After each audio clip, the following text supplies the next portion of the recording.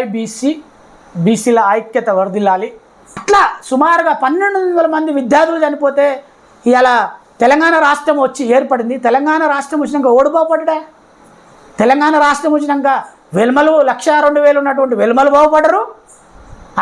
సుమారుగా 8 లక్షలు 10 లక్షలు ఉన్నటువంటి రెడ్డి సామాజిక వర్గం బాగుపడుతుంది గంతే. దానికి ఇంక తేడా ఉంది. ఇక ఆయన కేసీఆర్ గవర్నమెంట్ వచ్చి చేసింది ఏముంది? బీసీలకు కానీ ఎస్సీ ఎస్టీ మైనార్టీలకు కానీ ఇంకా చేస్తాడు అని అనుకోరు. అంతేగాని ఏం చేసిర్రు? వాళ్ళ కడుపులన్నీ నింపుకోరు అంతే. ఈయన కూడా గదే చేస్తుండే. వాళ్ళ కడుపు అంతా నింపుకుంటారు. ఎక్కడ పోయినా వాళ్ళ సొమ్ములే చూసుకుంటారు. వాళ్ళే. ఇక్కడ పరిపాలన ఉందా ఇలా తెలంగాణ రాష్ట్రంలో? పరిపాలన ఏమైనా ఉన్నట్టు కనపడుతుందా? పరిపాలన లేదు. ఇలా విరక్తి వచ్చేస్తుంది. ఈ రాజకీయ పార్టీలు, ఈ అగ్రకులాలకు సంబంధించినటువంటి బీఆర్ఎస్ కానీ, కాంగ్రెస్ కానీ, బీజేపీ కానీ, ఇవన్నీ అగ్రకులాలకు సంబంధించిన పార్టీలు ఇలా విరక్తి వచ్చేస్తుంది. బీసీలకు అయితే విరక్తి వచ్చింది, బీసీ ఎస్సీ ఎస్టీలకు విరక్తి వచ్చేసింది.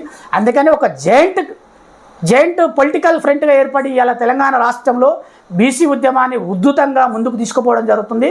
కాబట్టి నేను కోరేది ఏంటంటే, నా తెలంగాణ రాష్ట్రంలో నా 2.5 కోట్ల బీసీలను కోరేది అంటే, ప్రతి ఒక్కరూ బీసీ ఉద్యమంలో పార్టిసిపేట్ చేయండి. మన హక్కులను మనం సాధించుకోవాలి. మన హక్కుల గురించి ఎవడో రెడ్డోడు వచ్చి, ఎవడో ఎలుమోడు వచ్చి, ఎవడో బాపనాయన వచ్చి, ఒక ఆయన వైశ్య ఆయన వచ్చి ఇట్లా సాహుకారులు వచ్చి ఏమో ఫైట్ చేయరు మన గురించి. మన హక్కులకు మనం చూసుకోవాలి. మనం బీసీ ఉద్యమాన్ని నడుపుతుంటే మనల్ని హేళన చేసే వాళ్ళు చాలామంది ఉంటారు. ఏడుస్తుందిరా అనేటోళ్ళు కూడా చాలామంది. రెడ్డి సామాజిక వర్గం అంటే అదంతా ఉత్తుదే లేవా అని అంటారు. కానీ మన హక్కులను మనమే సాధించుకోవాలి. మనం ఉద్యమం చేయవలసిన సమయం ఆసన్నమైంది. ఇప్పుడు కాకపోతే ఇంకెప్పుడు వస్తుందా? ఇంతగానం ఎప్పుడు రాలే. ఒక ఆర్ కృష్ణన్న, ఒక జాదిల శ్రీనివాస్ గౌడే తెలంగాణ రాష్ట్రంలో బీసీ ఉద్యమం గత 30 సంవత్సరాలు చేయడం జరిగింది. వాళ్ళు మనకు నిదర్శనమే కాదంటలేం. వాళ్ళని కూడా ఒక స్ఫూర్తి తీసుకోవాల్సిందే.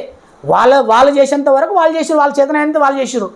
ఇప్పుడు మనమందరము తెలంగాణ రాష్ట్రంలో ఉద్యమకారులు విపరీతంగా ఇలా యువత కానీ, విద్యార్థులు కానీ, ఇలా ఎక్కడ పోయినా ఇప్పుడు నిరుద్యోగులు కానీ, బీసీ కళాకారులు కానీ, నిన్నమనే చూసిన నా బీసీ కళాకారుడు నీ అమ్మ కత్తిపొడలాగా పాటలు పాడుతున్నాడు. మళ్ళీ కత్తితో కోసినట్టే పాడుతున్నాడు పాటలు. ఇలా ఎంత ఆత్మగౌరవాన్ని ఎంత కించపరుచుకొని అతను ఇన్ని రోజులు ఆ పార్టీలలో ఉండి నేను వాళ్ళ గురించి, ఆ పార్టీల గురించే పాటలు పాడినాను అన్నాడు. ఇవాళ ఏమంటున్నా, నా బీసీల గురించే పాటలు పాడతానని చెప్తున్నా. నా బీసీ సోదరులు ఎక్కడ కానీ, కళాకారులు కానీ, కవులు కానీ మొత్తం బీసీల గురించే పాటలు పాడతాం. మేము ఎవరు రెడ్డిల గురించి కానీ, వెలుమల గురించి కానీ, వాళ్ళ పార్టీల గురించి కానీ మేము పాడమంటారు.